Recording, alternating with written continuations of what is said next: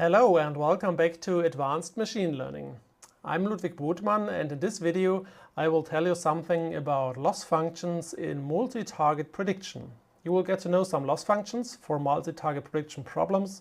You will hopefully understand the difference between instance-wise and decomposable losses, and in the end you will know the risk minimizer for both the Henning and the subset 0,1 loss. Of course, for learning a multi-target model, we also need a loss function if we want to do empirical risk minimization at least. So we defined for feature vector x the tuple of scores, a loss function, which of course compares the predictions with the labels, so with the ground truth of the target variable. So usually a loss function, as you know it, has two arguments, the labels and the predictions. And of course in multi-target it's the same idea. The only difference is that both the label and the scores are vectors for now. So the loss function goes from y1 times y2 times and so on. So for each target with a unique value here times then all the scores here, and it goes to r in the end. So what you see here is r to the power of g1 times r to the power of gl in the end.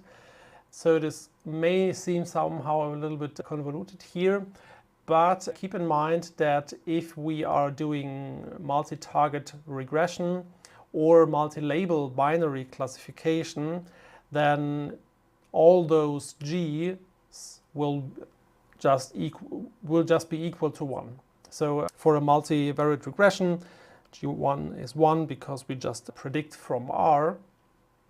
And for a multi-label binary classification, all the targets are from 0, 1. So it's also just the one dimension. Okay, but this r to the power of g1 and to the power of gl and so on opens the option for us to have a multi-target and multi-categorical classification. Okay, but perhaps for now just forget this and think about all the g's being equal to 1. Now let's talk about specific loss functions. We treat two categories of loss functions here. We treat decomposable and instance-wise loss functions. But note please that decomposable and instance-wise are not mutually exclusive categories. Okay, each decomposable loss function will also be an instance-wise loss function, but it's not true the other way around. So let's start perhaps with the decomposable functions over here. So we have a loss function of y and f, and decomposability means that the loss for an instance, for a given instance yi, for example, can be decomposed into the average loss in each target. Okay, so it's just 1 over L times the sum of the single target losses Lm, where we put in ym and fxm. For example, we could use the squared loss here, and then we have for a multivariate regression an MSE version of the L2 loss. Instance-wise, on the other hand, means that we cannot decompose, Instance-wise means that we compute the entire risk in the end by summing up the losses of all the instances. And we're not treating anything else here, but keep in mind that, for example, the area under the curve may also be regarded as a loss function somehow, but it's not an instance-wise loss because we need all the data points to get to the AOC. Okay, but for now we will just have a look at instance-wise loss functions. Some of them are decomposable, some of them are not. And you will see an example of a non-decomposable instance-wise loss function on the next two slides. If we, for example, use the Hamming loss or look at the Hamming loss, which is more or less the same as an average 0,1 loss, then it works the following way. So the Hamming loss compares for each target separately the label and the hard label classification. So the H, which is a thresholded version of the score f. So we have for each, okay, let's clean up a little bit. For each target m or task m, we have a threshold cm. We are thresholding the scores with respect to that task or target specific m, and this leads us to h, m of x, which is either 1 or 0, of course, because we have that indicator function here. And the Hamming loss goes through all the targets and compares just the true label and the predicted label here. Okay, and then it sums up those points and divides by L. So in the end, we have just the average number of correct classifications, let's say. So this is decomposable because we do it for each target separately and then take the average of this. On the other hand, the subset 0-1 loss checks for entire correctness. So what happens here? We compare the label vector and the hard label or prediction vector h with each other and just have a look at if the entire label and the entire prediction are the same. Okay, so we can also write this down as follows here. It's the max of those indicator functions, which in the end means we can go through all those targets m, and if for one of those targets m, the label and the classification are not equal, then because we take the max here, the subset 0-1 loss will be 1. So it's 1 if we are committing one error at all, and 0 if everything is correct here. And this is not decomposable. I hope you can see the difference here to the Hamming loss, because it's not an average or a sum of those individual things, but we have this max operator there. Okay, what about the risk minimizers of those two losses? It can be shown that for the Hamming loss, the risk minimizer is the marginal mode, and for the subset 0-1 loss, it's the joint mode. So the marginal mode is the argmax of those individual things here. Okay, actually there's a typo. That should be an M, of course. We'll fix that later. And for the subset 0-1 loss, it's the joint mode. So I guess it's best if I explain it in an example here at the bottom of that slide. Okay, let's look at this table here. We have 4 targets. So M goes from 1 to 4, 1, 2, 3, 4, and each target is a binary classification here.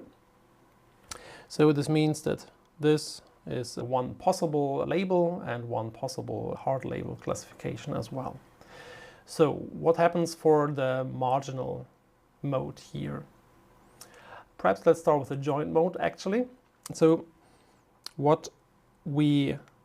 or perhaps first think about how many different labels are there. Okay, we have 4 targets. Each target is binary, so we have 2 to the power of 4, so 16 different possibilities. So perhaps the first one is 0, 0, 0, 0. The second one is 0, 0, 0, 1, and so on. And these are 16 different possibilities. And then we can have a look at the probabilities of those labels here. So what we see here in that table is that this 0.3 is just the probability of y given x for this target here for 0, 0, 0, 0. Okay, so we can, and the probability for 0, 0, 0, 1, the next one here is 0, because it doesn't show up at all on the table. Okay, we just have 5 positive probabilities here for those 16 different possibilities. Okay, so if we are interested in the joint mode, we are just looking for the label which has the highest probability. Okay, so the highest of those 16 probabilities is 0.3, and 0.3 is connected to the label 0, 0, 0, 0, so that's the joint mode. So basically we're looking at each row here separately and are looking for the highest probability, which is 0.3. Okay, that's for the joint mode. Now let's have a look at the marginal mode. So what we do here is we look at each column separately. Okay, so let's first look at the first column here. Let's, for the moment, erase everything else. So the first target can be 0 or 1. And now we can be interested in y1. So that's the probability of y1, perhaps given some x. And we only have two different possible outcomes here, 0 and 1. And if we are interested in the probability of those, then we just have to sum up those probabilities of the last column here. So for 0, we sum up 0.3 and 0.17, which is then 0.47. Okay, and then for 1, of course, it's 0.53, which is larger than 0.47. So the first entry of the marginal mode here is 1. Okay, and now we can do the exact same thing for the other three tasks. So if we only look at the second column, then we do the same thing. We sum up the probabilities that are connected to 0. That's 0.48 in that case. So we have again a 1, and you can do the same thing for column 3 and 4 for yourself, and you will see that those are, or the mode of those targets is also 1. So summing up, the difference between the marginal and joint mode is that for the joint mode we are looking at one row in total at a time and look at the probabilities of those rows here, and for the marginal mode we are just looking at each column separately.